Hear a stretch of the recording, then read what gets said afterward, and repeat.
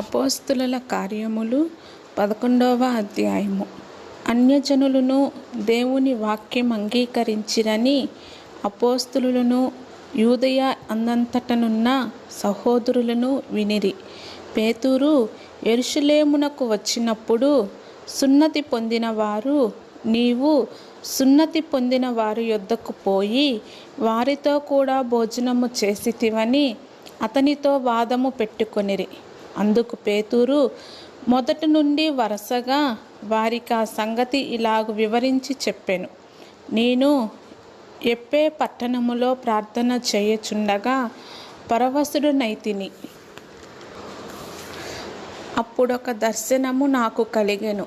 అది ఏదనగా 4 చెంగులు పట్టి దింపబడిన పెద్ద దుప్పటి వంటి ఒక విధమైన పాత్ర ఆకాశము నుండి దిగి నా యొద్దకు వచ్చెను.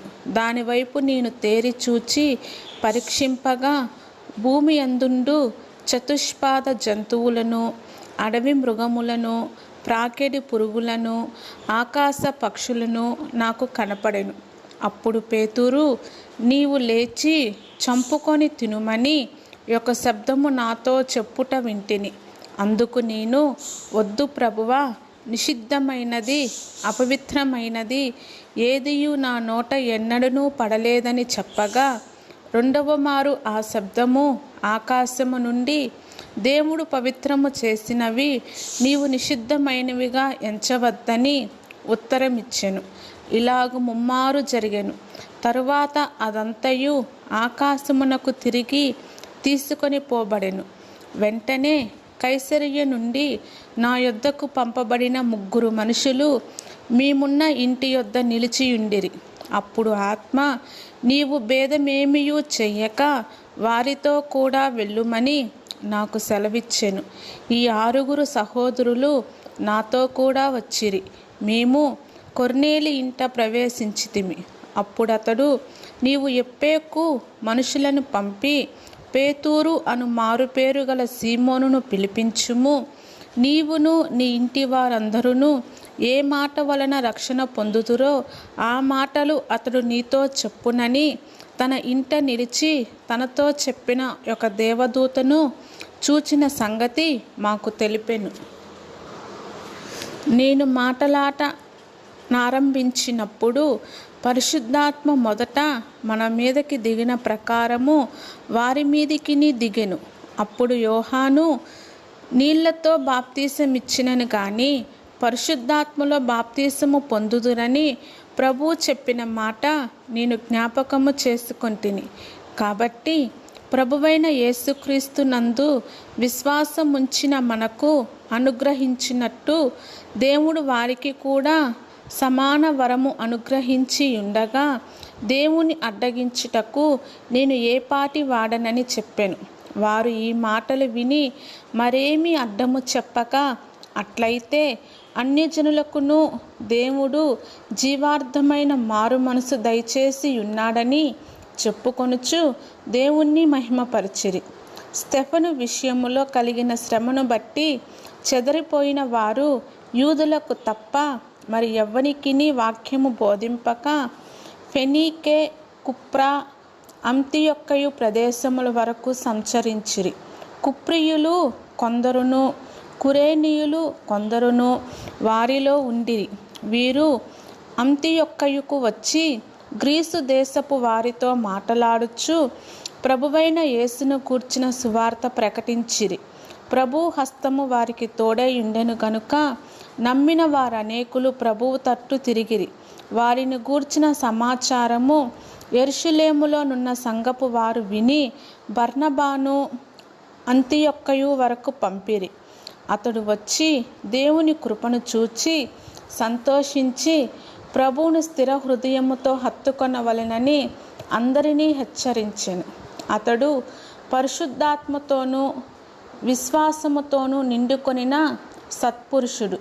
బహుజనులు ప్రభు పక్షమున చేరిరి. అంతటా అతడు సౌలును వెతుకుటకు తర్సునకు వెళ్ళి అతనిని కనుగొని అంతియొక్కయకు తోడుకొని వచ్చెను. వారు కలిసి 1 సంవత్సరమంతయు సంఘములో ఉండి బహుజనులకు వాక్యము బోధించిరి. మొట్టమొదట అంతియొక్కయలో శిష్యులు క్రైస్తవులనబడిరి. ఆ దినముల యందు ప్రవక్తలు యెరూషలేములో నుండి అంతియొక్కయకు వచ్చిరి. వారిలో ఆగాబు అను ఒకడు నిలవబడి, భూలోకమంతటా గొప్ప కరువు రాబోవుచున్నదని ఆత్మ ద్వారా సూచించెను. అది క్లౌదియ చక్రవర్తి కాలమందు సంభవించెను. అప్పుడు శిష్యులలో ప్రతి వాడును తన తన శక్తి కొలిది యూదయలో కాపురమున్న సహోదరులకు సహాయము పంపుటకు నిశ్చయించుకొనెను. అలాగున చేసి బర్నబా, సౌలు అను వారి చేత పెద్దల యొద్దకు దానిని పంపిరి. అపోస్తుల కార్యములు 12వ అధ్యాయము.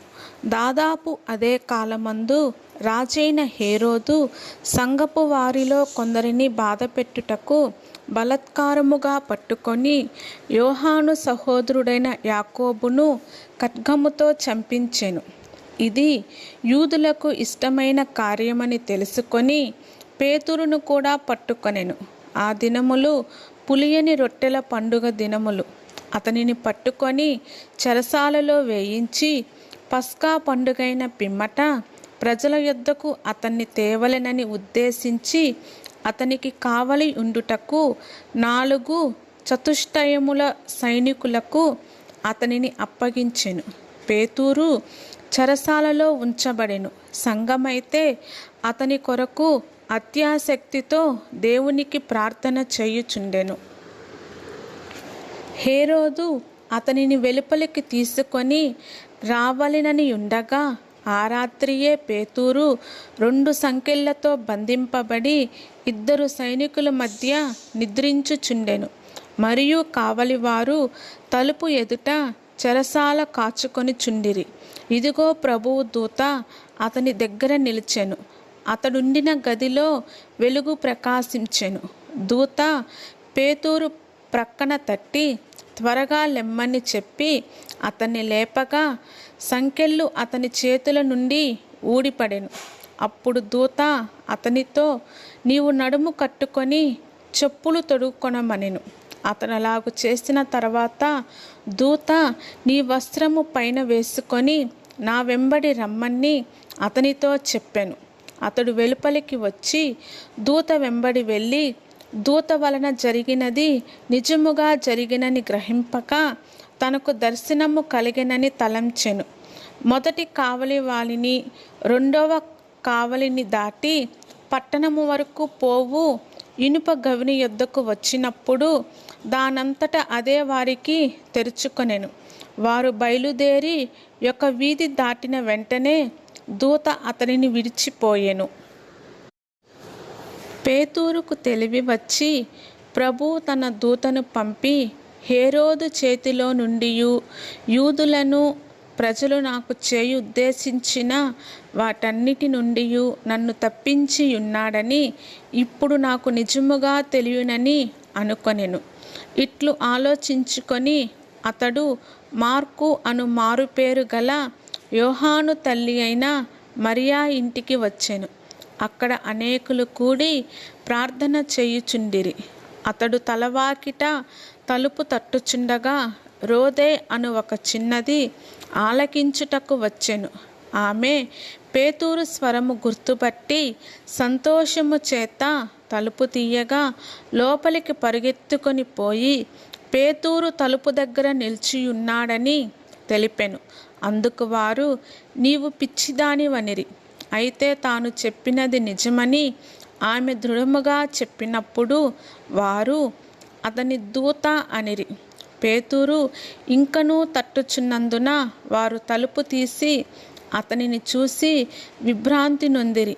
అతడు ఊరుకుండుడని వారికి చేసైగ చేసి ప్రభువు తన్ను చెరసాలలో నుండి ఎలాగూ తీసుకొని వచ్చెనో వారికి వివరించి యాకోబుకును సహోదరులకును ఈ సంగతులు తెలియజేయడని చెప్పి బయలుదేరి వేరొక చోటికి వెళ్ళెను.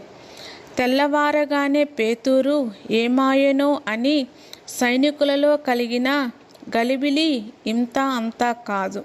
హేరోబు అతని కోసరము వెతికినప్పుడు అతడు కనబడునందున కావలి వారిని విమర్శించి వారిని చంప ఆజ్ఞాపించెను. అటు తర్వాత హేరోదు యూదయ నుండి కైసరయ్యకు వెళ్ళి అక్కడ నివసించెను. తూరీయుల మీదను సీదోనీయుల మీదను అతనికి అత్యాగ్రహము కలిగినందున వారేక మనసుతో రాజునొద్దకు వచ్చి అంతఃపురమునకు పై విచారణకర్తయగు బ్లస్తూను తమ పక్షముగా చేసుకొని సమాధాన పడవలెనని వేడుకొనిరి. ఎందుకనగా రాజు యొక్క దేశము నుండి వారి దేశమునకు గ్రాసము వచ్చుచుండెను. నియమింపబడిన దినమందు హేరోదు రాజవస్త్రములు ధరించుకొని న్యాయపీఠము మీద కూర్చుండి వారి ఎదుట ఉపన్యాసము చెయ్యగా జనులు ఇది దైవస్వరమే కానీ మానవ స్వరము కాదని కేకలు వేసిరి. అతడు దేవుణ్ణి మహిమపరిచినందున వెంటనే ప్రభుదూత అతన్ని మొత్తెను గనక పురుగులు పడి ప్రాణము విడిచెను. దేవుని వాక్యము ప్రబలమై వ్యాపించుచుండెను.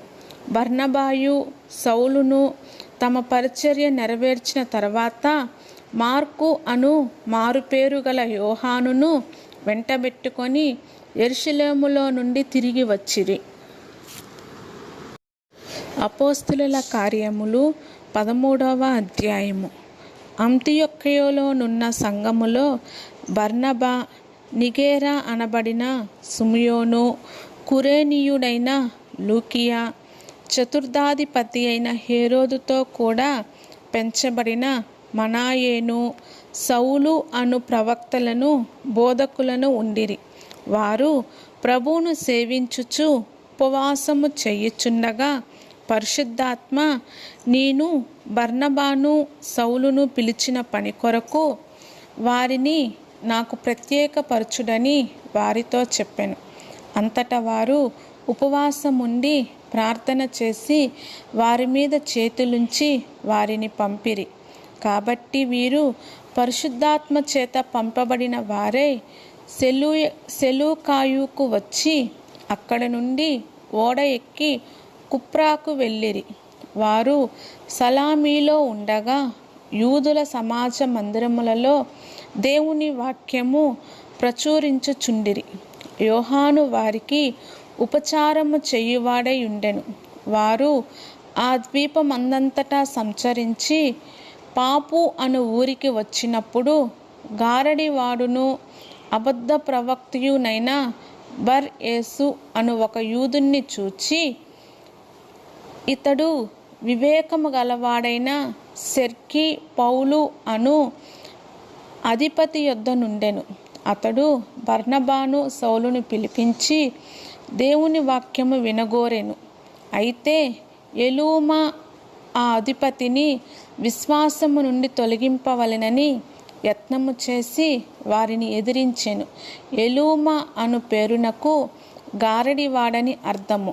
అందుకు పౌలు అనబడిన సౌలు పరిశుద్ధాత్మతో నిండినవాడై అతన్ని తేరిచూచి సమస్త కపటముతోనూ సమస్త దుర్మార్గముతోనూ నిండినవాడా, అపవాది కుమారుడా, సమస్త నీతికి విరోధి, నీవు ప్రభువు యొక్క తిన్నని మార్గములు చెడగొట్టుట మానవా, ఇదిగో ప్రభువు తన చెయ్యి నీ మీద ఎత్తియున్నాడు. నీవు కొంతకాలము గ్రుడ్డివాడివై సూర్యుని చూడకుందువని చెప్పెను. వెంటనే మబ్బును చీకటియు అతన్ని కమ్మెను గనుక అతడు తిరుగుచు ఎవరైనా చెయ్యి పట్టుకొని నడిపింతురా అని వెతుకుచుండెను. అంతటా ఆ అధిపతి జరిగిన దానిని చూచి ప్రభువు బోధకు ఆశ్చర్యపడి విశ్వసించెను.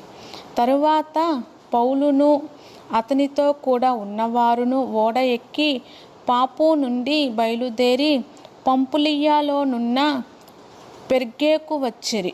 అచ్చట యోహాను వారిని విడిచిపెట్టి యెరూషలేమునకు తిరిగి వెళ్ళెను.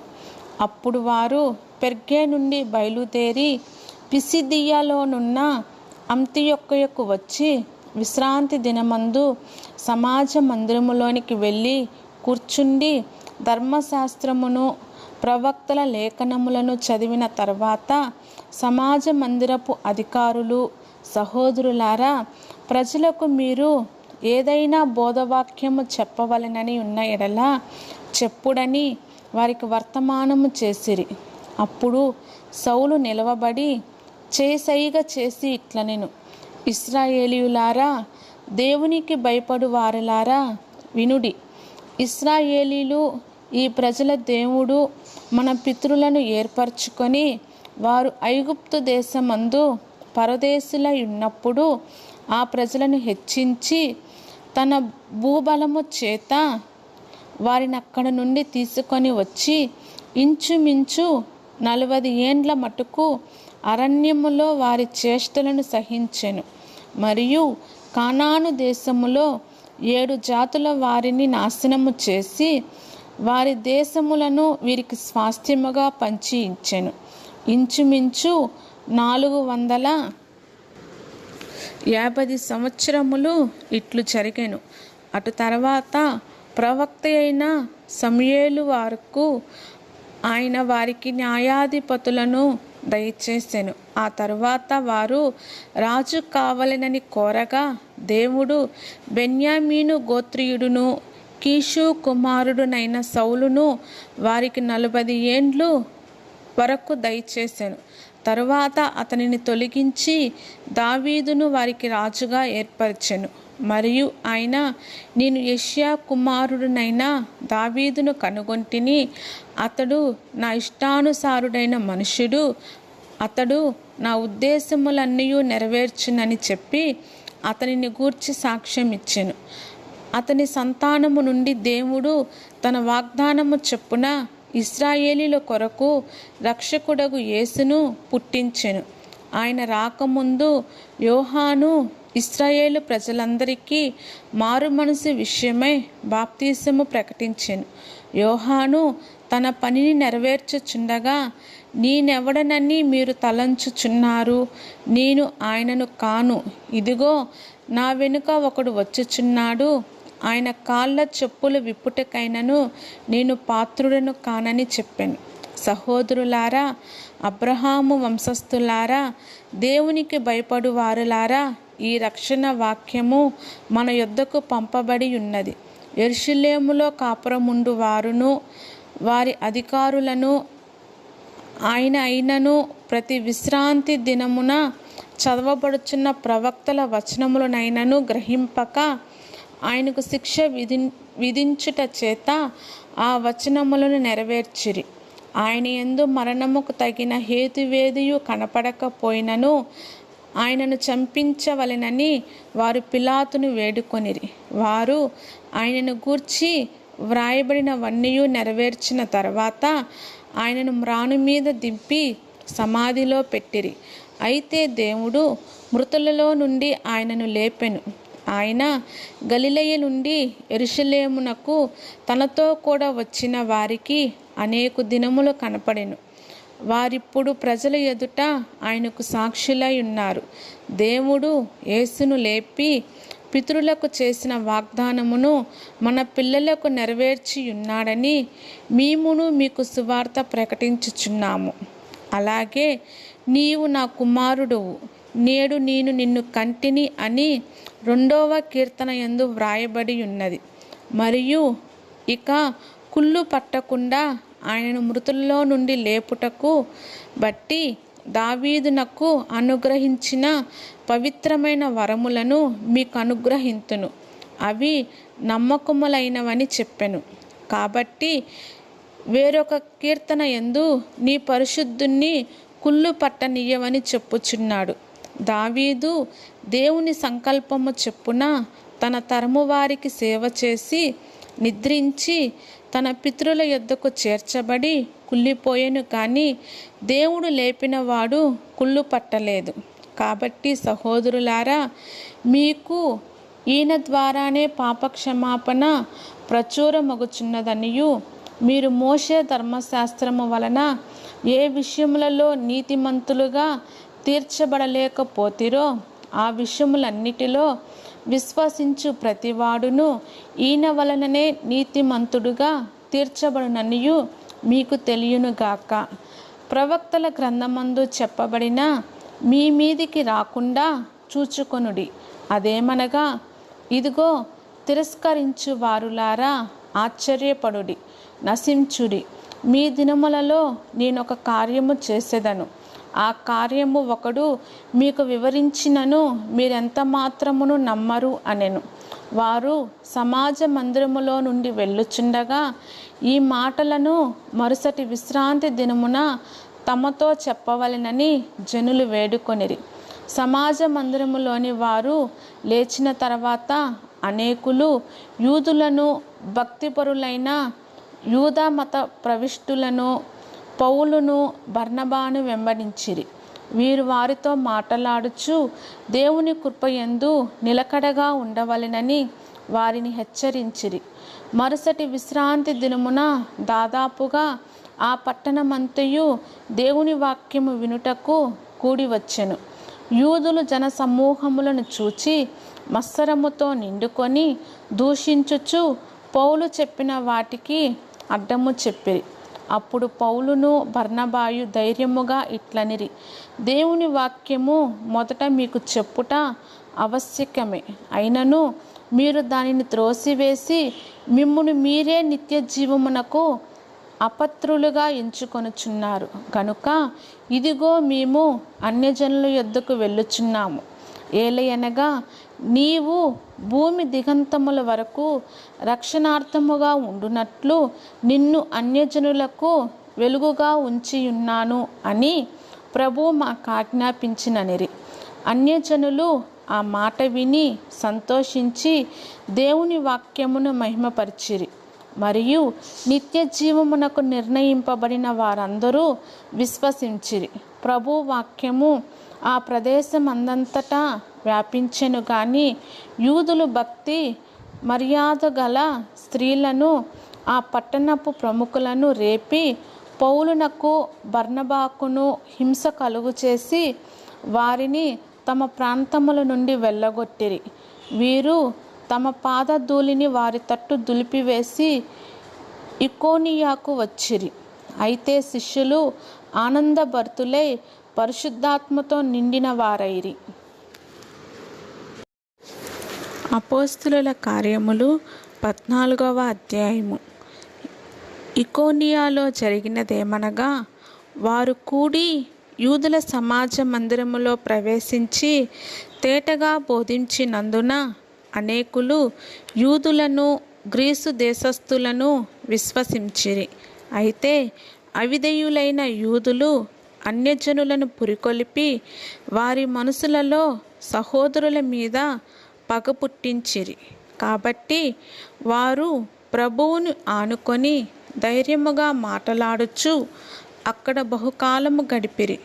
ప్రభువు వారి చేత సూచక క్రియలను, అద్భుతములను చేయించి తన కృపా వాక్యమును సాక్ష్యం ఇప్పించుచుండెను. ఆ పట్టణపు జన సమూహములో భేదములు పుట్టగా కొందరు యూదుల పక్షముగాను, కొందరు అపోస్తలుల పక్షముగాను ఉండిరి. మరియు అన్యజనులను, యూదులను తమ అధికారులలో కలిసి వారి మీద పడి వారిని అవమానపరిచి రాళ్ళు రువ్వి చంపవలెనని ఉండిరి. వారా సంగతి తెలుసుకొని లుకాయేనియలోని పట్టణములగు లుస్త్రుకును, దెర్బేకును చుట్టుపట్లనున్న ప్రదేశమునకును పారిపోయి అక్కడ సువార్త ప్రకటించుచుండిరి. లుస్త్రాలో బలహీన పాదములు గల ఒకడుండెను. అతడు పుట్టినది మొదలుకొని కుంటివాడై ఎన్నడూనూ నడవలేక కూర్చుండి ఉండువాడు. అతడు పౌలు మాటలాడుట వినెను. పౌలు అతని వైపు తేరిచూచి స్వస్థత పొందుటకు అతనికి విశ్వాసం ఉండెనని గ్రహించి, నీ పాదములు మోపి సరిగ్గా నిలవమని బిగ్గరగా చెప్పినప్పుడు అతడు గంతులు వేసి నడవసాగెను. జన సమూహములు పౌలు చేసిన దాన్ని చూచి లుకాయేనియు భాషలో దేవతలు మనుష్య రూపము దాల్చి మన యొద్దకు వచ్చి ఉన్నారని కేకలు వేసి బర్నబాకు ద్యూపాతి అనియు, పౌలు ముఖ్య ప్రసంగి అయినందున అతనికి హెర్మే అనియు పేరు పెట్టిరి. పట్టణమునకు ఎదురుగా ఉన్న ద్యూపాతి యొక్క పూజారి ఎడ్లను పూదండలను ద్వారముల యొద్దకు తీసుకొని వచ్చి సమూహముతో కలిసి బలి అర్పింపవలెనని ఉండెను.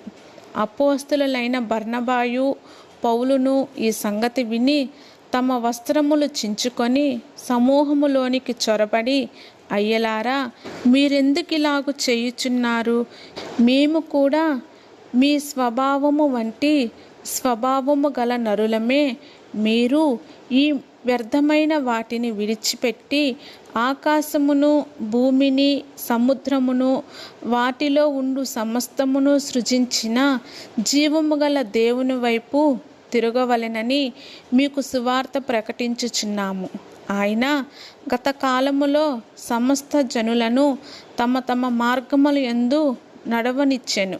అయినను ఆయన ఆకాశము నుండి మీకు వర్షమును ఫలవంతములైన ఋతువులను దయచేయుచు ఆహారం అనుగ్రహించుచు ఉల్లాసముతో మీ హృదయములను నింపుచు మేలు చెయ్యుట చేత తన్ను గూర్చి సాక్ష్యము లేకుండా చేయలేదని బిగ్గరగా చెప్పిరి. వారిలాగు చెప్పి తమకు బలి అర్పింపకుండా సమూహములను ఆపుట బహు ప్రయాసమాయెను. అంతియొక్కయు నుండియు ఇకోనియా నుండియు యూదులు వచ్చి జనసమూహములను తమ పక్షముగా చేసుకొని పౌలు మీద రాళ్ళు రువ్వి అతడు చనిపోయినని అనుకొని పట్టణము వెలుపలకి అతనిని ఈడ్చిరి.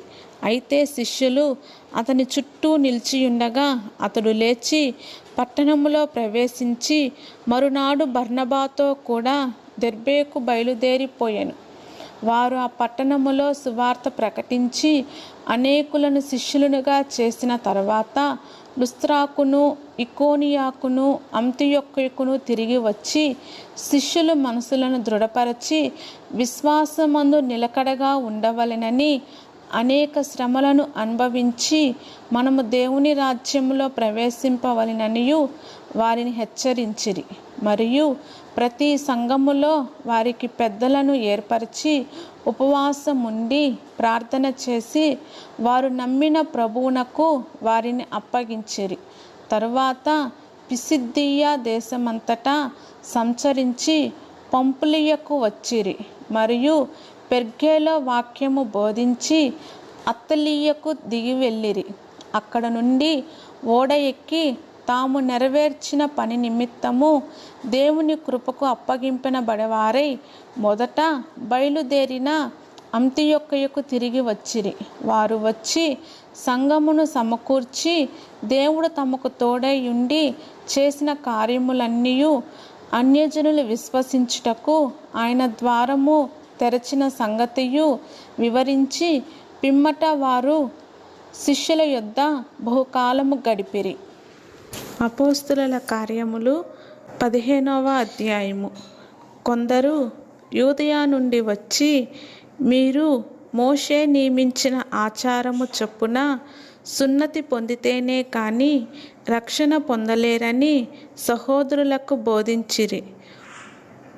పౌలునకును బర్నబాకును వారితో విశేష వివాదమును తర్కమును కలిగినప్పుడు ఈ అంశము విషయమై పౌలును బర్నబాయు తమలో మరికొందరును యెరూషలేమునకు అపోస్తలుల యొద్దకును పెద్దల యొద్దకును వెళ్ళవలెనని సహోదరులు నిశ్చయించిరి.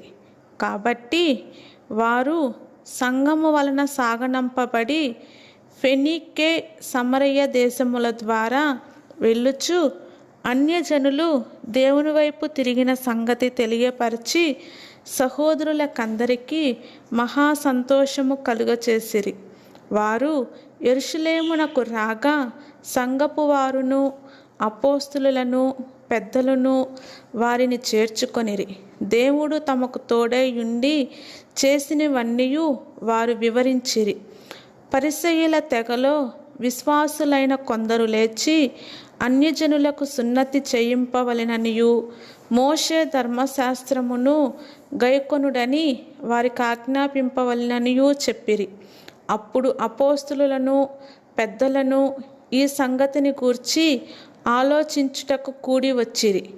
బహుతర్కము జరిగిన తర్వాత పేతురు లేచి వారితో ఇట్లనెను, సహోదరులారా, ఆరంభమందు అన్యజనులు నా నోట సువార్త వాక్యము విని విశ్వసించులాగున మీలో నన్ను దేవుడు ఏర్పరచుకొనినని మీకు తెలియను.